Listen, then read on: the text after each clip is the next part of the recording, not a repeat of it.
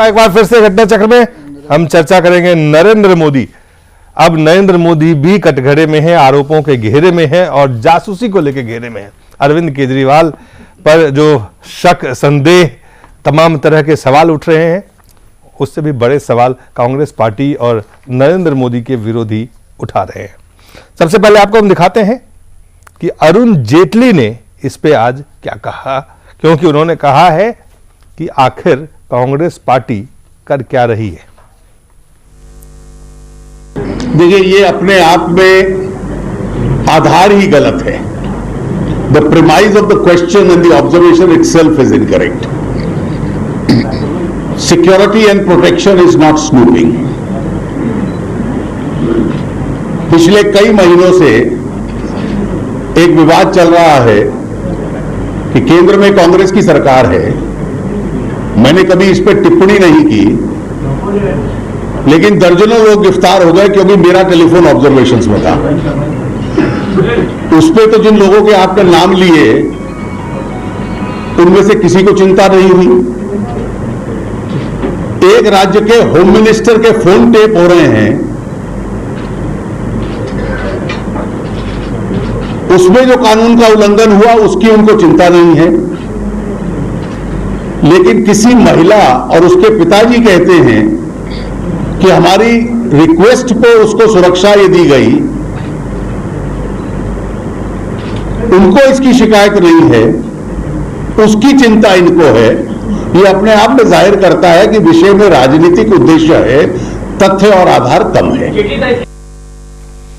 और सरकार की तरफ से सरकार के प्रवक्ता कपिल सिब्बल वकील भी है, उन्होंने क्या कहा वो भी आप सुन लें। क्या जो अमित शाह जी ने किया वो मैंने करवाया था? आप अरुण जी से पूछिए, तो मैंने उनको कहा था कि वो स्नूपिंग करें। वो अमित शाह हमारा आदमी है, मुख्यमंत्री हमारा आदमी है। तो भैया गृह मंत्री का फोन टैप होना अच्छी बात नहीं है। कौन से गृह मंत्री का? गुजरात के उस समय अमित शाह घूमे, तो हमने किया। अरे अगर आप गलत कारनामे करोगे और वो जब सामने वो बात आएगी तो आरोप हम पे क्यों लगाते हो? ऐसे ही तहलका में हुआ था, पैसे बंगारू लक्ष्मण ले रहा था और कह रहे थे ये कांग्रेस ने करवाया, जैसे बंगारू लक्ष्मण मेरा आदमी है। पुष्पन, दो बातें हैं। ये बयान कांग्रेस और बीजेपी तर्क, समय कम है इसलिए बिल्कुल।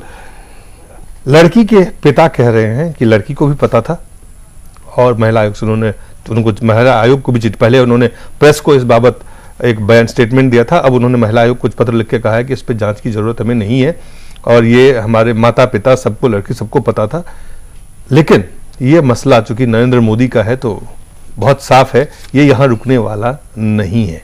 लेकिन कुल मिलाकर के अगर देखें तो इसमें क्या वाकई इसकी जांच होनी चाहिए या नहीं होनी चाहिए? नहीं, देखिए बात यह है कि अगर कांग्रेस के कुछ लोग कहें कि जांच होनी चाहिए तो इस देश में जांच हो जानी चाहिए, और बीजेपी के कुछ लोग कहें तो जांच नहीं होनी चाहिए, समाजवादी पार्टी का कहें तो जांच नहीं होनी चाहिए। सवाल यह है कि इस पूरे मामले में अरुण जेटली और कपिल सिब्बल क्या कह रहे हैं, उससे ज्यादा इंपॉर्टेंट यह है कि यह मामला 2009 का है। और जो बात कही है कि स्टेट के होम मिनिस्टर का फोन कौन टैप कर रहा था, और टैप होने के बाद वो मामला सीबीआई के अंदर अब से 3 महीने पहले दिया गया है।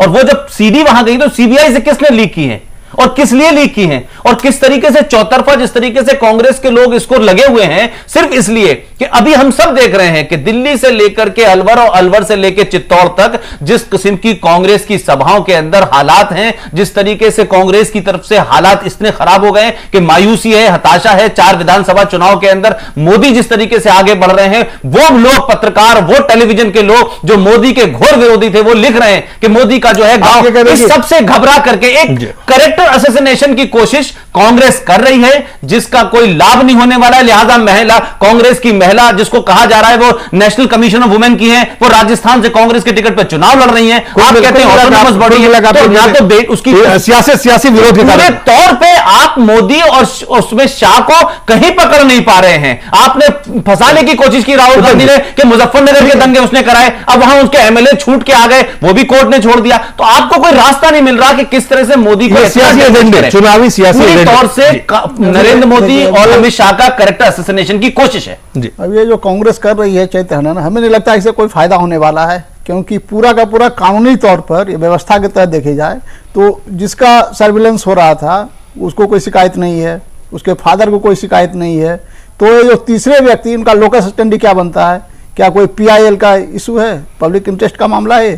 भाई जो दो पर्सन है जो रिलेटेड है, लड़की है, लड़की का फादर है, गार्जियन है, हो सकता है लड़की उसमें एडल्ट हो गई होगी, लेकिन उसके बाद भी लड़की भी शिकायत नहीं कर रही है। तो अगर कोई शिकायत नहीं है, जिसको ये लोग विक्टिम मान रहे हैं, विक्टिम की तरफ से कोई शिकायत नहीं, फिर उसकी जांच की कोई जरूरत ही नहीं है।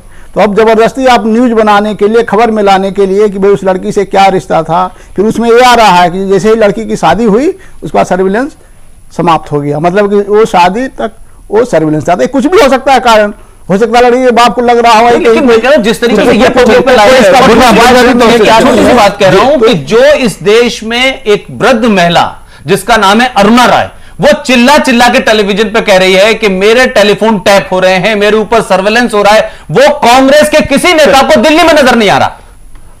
आमिर साहब जी, लड़की के पिता कह रहे हैं कि जांच की जरूरत नहीं है, कांग्रेस पार्टी कह रही है इसकी जांच करनी चाहिए। देखिए बहुत साफ तौर पे है कि अगर ये बात है कि किसी भी आम आदमी की आज़ादी का हनन हो रहा है तो ये गलत है, लेकिन सरकार जो वो करा रही है वो सिर्फ, मैं पुष्पेंद्र जी से वो एकदम इत्तेफाक करता हूं कि इस वक्त सिर्फ किसी एक नेता की मतलब चरित्र पर एक दाग लगाने की बात कांग्रेस कर रही है, वो उससे किसी आम आदमी से इसका मतलब नहीं। लेकिन अगर वो आज़ादी पे वो है तो उसका हनन है, इसलिए वो वहां पर बात की जा सकती है। लेकिन कांग्रेस जो इस वक्त कर रही है वो आम आदमी के लिए नहीं कर रही, वो अपने लिए कर रही है। दूसरी बात, जहां तक ये बात है कि राजनीति का स्तर इतना गिर चुका है कि हमारी कथनी और करनी में बड़ा फर्क है। हम कहते कुछ है, करते कुछ है। मोदी जी अभी पटना बम कांड हुआ, वहां पर उन लोगों से मिलने चले गए, 5 लाख रुपया दे दिया। आज मैं टीवी पे देख रहा था कि गोधरा बम उसमें जो लोग मारे गए, आज टीवी पे मैं देख रहा था कि उनके घर आज कितने साल हो गए, तकरीबन 2002 से तकरीबन 11 साल हो गए, आज तक उनकी खबर नहीं ली किसी ने। बिल्कुल। तो ये जो स्तर गिरा हुआ है कि आप अपने हिसाब से आप अपनी राजनीति को चमकाने के लिए जनता जिसका इस्तेमाल कर रहे हैं। गोधरा में रेलवे ने कंपनसेशन दिया है, उसको सरकार जी कुल मिलाकर के देखा जाए ये राजनीतिक हथियार हो सकता है, लेकिन कहीं ना कहीं जो गंभीर सवाल उठ रहे हैं ये कहां जाते हुए नजर आ रहा है? नहीं, देखिए इसको 3 स्तर पर देखिए। सबसे पहला तो मुझे ये लगता है कि भारत में आप समझिए ना कि अगर मुख्यमंत्री ने कह दिया कि इस लड़की पर जरा ध्यान रखो, तो उसको इतना बड़ा बना दिया। ये असल में वो ऊपर का समस्या नहीं है। अगर इस समय मनमोहन सिंह कह दें कि जरा अवधेश कुमार के फोन पर ध्यान रखो, तो आप समझिए कि पूरा प्रशासन हमारे पीछे पड़ जाएगा, जैसे हम आतंकवादी हैं। तो ये लोकतंत्र के नाम पर जो हमारे देश की प्रशासनिक और नौकरशाही की संरचना है, असल में उसका ये आतंकवादी नमूना है, और इसमें कुछ नहीं है, पहली बात। दूसरी बात यह है कि ये जो कौन सा वो सांप वाला पोस्ट है, क्या नाम है उसका, कोबरा पोस्ट, अखियों से गोली मारे वाला वो क्या, और गुलेल ये जो है, ये तो अपना इस ढंग से एक सनसनाहट के लिए चीजें लाते हैं। 264 टेप, और उस टेप को कहते हैं इसकी प्रामाणिकता कौन वेरीफाई नहीं करता? पहली बात तो उनके पास ये टेप आया कहां से, वो तो सर्वेलेंस किया नहीं है हमारे पास। कानूनी पहलू है। कांग्रेस के लोग जिस ढंग से इश्क जादे, साहबजादे, और वो बता रहे हैं कि इसका कैरेक्टर ढीला है, वो लड़की से रिश्ता था, असल में लड़की की आजादी, उसके चरित्र का हनन तो ये सब कर रहे हैं उसकी आजादी पर, उसको मतलब नहीं है।